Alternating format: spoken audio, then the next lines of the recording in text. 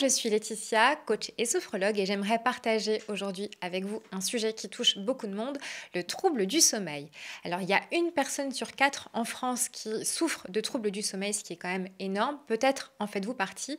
Et si c'est le cas, vous ressentez peut-être que ça a un impact négatif sur votre niveau de concentration, votre niveau de stress, votre niveau de nervosité, votre poids même peut-être, en tout cas sur votre bien-être de façon générale.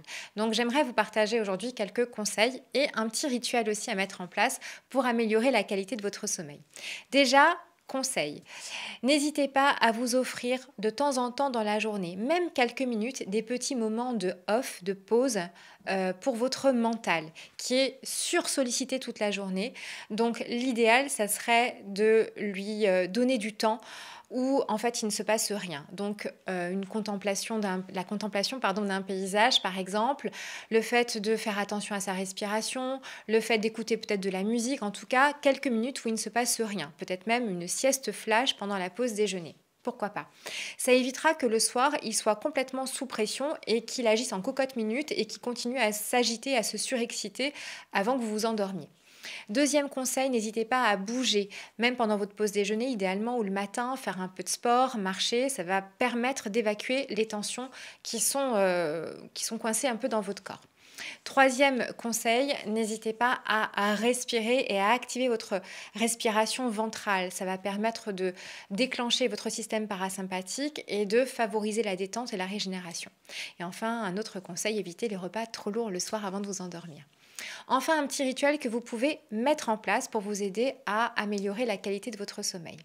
N'hésitez pas à mettre par écrit tout ce qui encombre votre esprit, votre to-do list du lendemain, ce que vous ne voulez pas oublier, ou au contraire ce qui vous a contrarié pendant la journée. Évacuez, écrivez pour sortir tout ça de votre tête.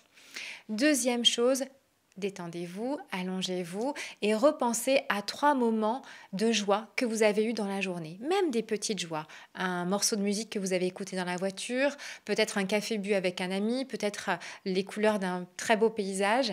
Et reconnectez-vous vraiment à ce que vous avez ressenti pendant ce moment-là, à cette sensation de joie et de plaisir.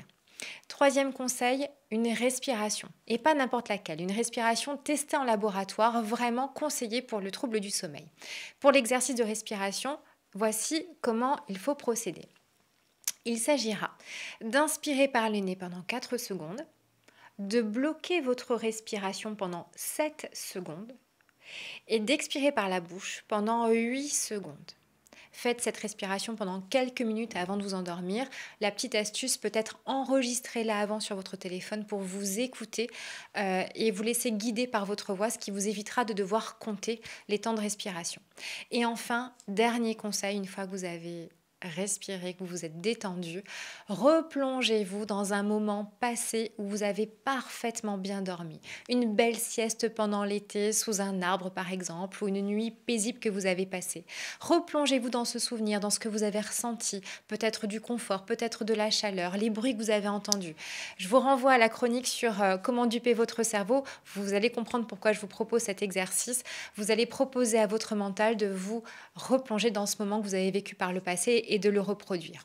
Voilà, j'espère que ces petits conseils et ce petit rituel vous serviront à retrouver un sommeil de qualité. Quant à moi, je vous souhaite une très belle journée et je vous dis à très bientôt.